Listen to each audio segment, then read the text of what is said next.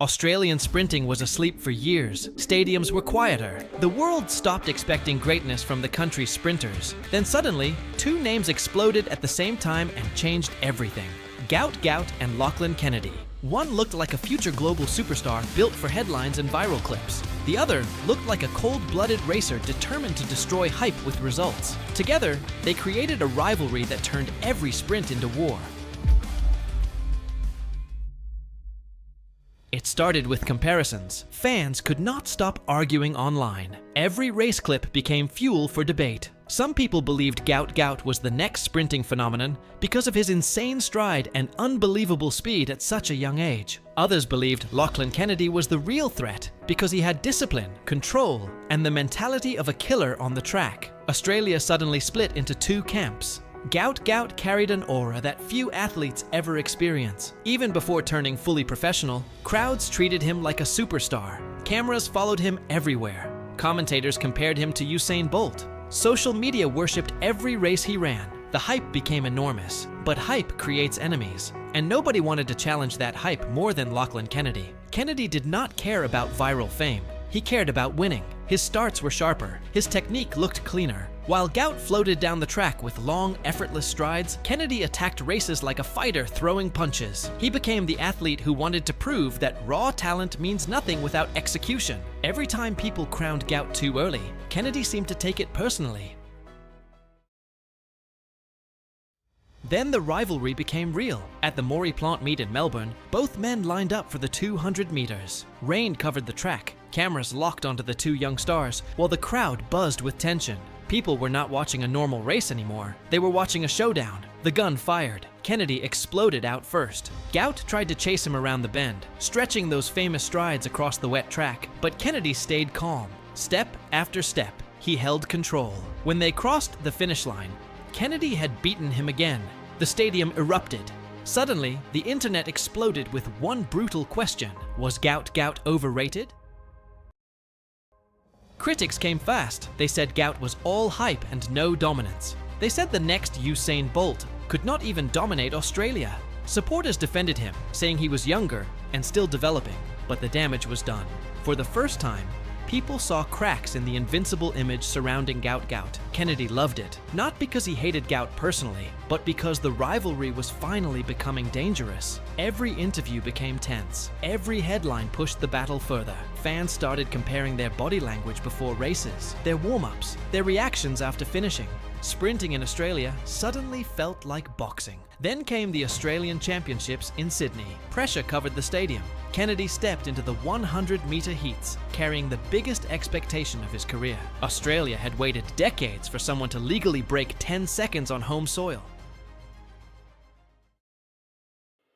One mistake, and the dream was over. The gun fired, and Kennedy exploded from the blocks like a missile. His drive phase looked perfect. The crowd rose to its feet before the race even ended. Then the clock flashed 9.96 seconds. History. Kennedy became the first Australian man to legally break 10 seconds on Australian soil. The stadium lost its mind. Commentators screamed. Fans celebrated like Australia had won an Olympic final. And suddenly, the rivalry tilted heavily toward Kennedy. While Gout carried global hype, Kennedy now carried history. People started saying something dangerous. Maybe Lachlan Kennedy was actually the better sprinter. But rivalries become legendary because momentum never stays in one place for long. Everyone waited for the next showdown in the 200 meters. Fans wanted war. They wanted Kennedy versus Gout one more time.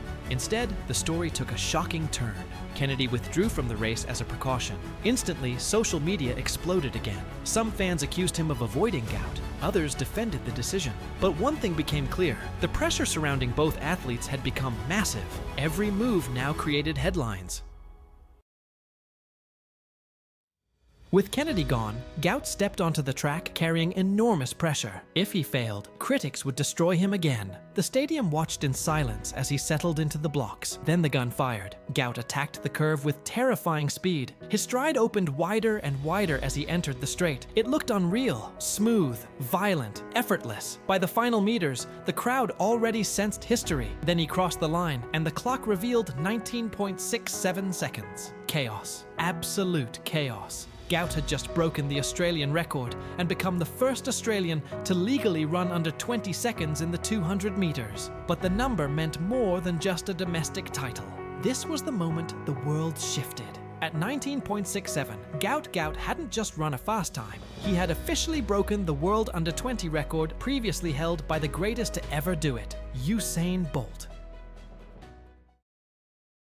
For years, Bolt's junior times were considered untouchable, a shadow that loomed over every young sprinter. By running faster than Bolt did at the same age, Gout Gout silenced every critic who called him overrated. He proved that the comparisons weren't just media hype. They were based on a level of talent the sport hasn't seen in decades. He didn't just reclaim his status, he surpassed it. The same people questioning him weeks earlier were now calling him a once-in-a-generation athlete again. That moment changed the rivalry forever. Kennedy owned the greatest 100-meter moment in Australian history. Gout owned a world-shattering 200-meter performance that put him ahead of Bolt's own timeline. Neither athlete could claim total victory anymore. Kennedy was the king of the home soil, but Gout was now a global record holder, and that is what makes this rivalry addictive. Kennedy represents pressure, aggression, and precision. Gout represents fearlessness, raw speed, and limitless potential. One destroys races with explosive starts. The other destroys races once his top speed arrives. Watching them compete feels like watching two completely different versions of greatness collide. The psychological battle became even more intense after Sydney. Every race now carried hidden meaning. If Kennedy won, people said discipline beats hype. If Gout won, people said talent always rises above technique. Fans turned every split second into debate material. The 19.67 record became a weapon in these arguments, a shield Gout supporters used to ward off any talk of Kennedy's dominance.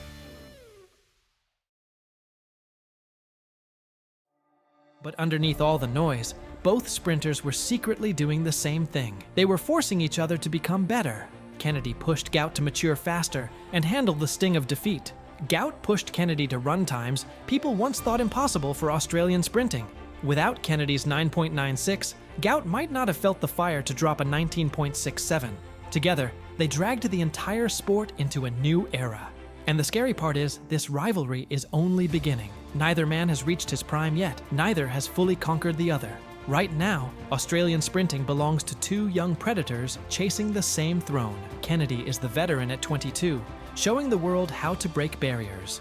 Gout is the prodigy at 18, showing the world how to break legends. Every race adds more tension. Every victory creates more pressure. Every time a new headline drops, the debate starts all over again. Is Kennedy's technical perfection enough to hold off Gout's raw ceiling? Can Gout's closing speed overcome Kennedy's bullet-like start? The eyes of the world are now fixed on Australia. The days of being an afterthought in the sprinting world are over. Because somewhere in the future, another starting gun will fire. The stadium will fall silent again. And Gout Gout and Lachlan Kennedy will continue a rivalry that may define an entire generation of sprinting. This isn't just about a record or a medal anymore. This is about two men refusing to let the other be the best. This is the hunt. This is the collision. This is greatness in its purest form. Don't blink. The fastest show on Earth is just getting started.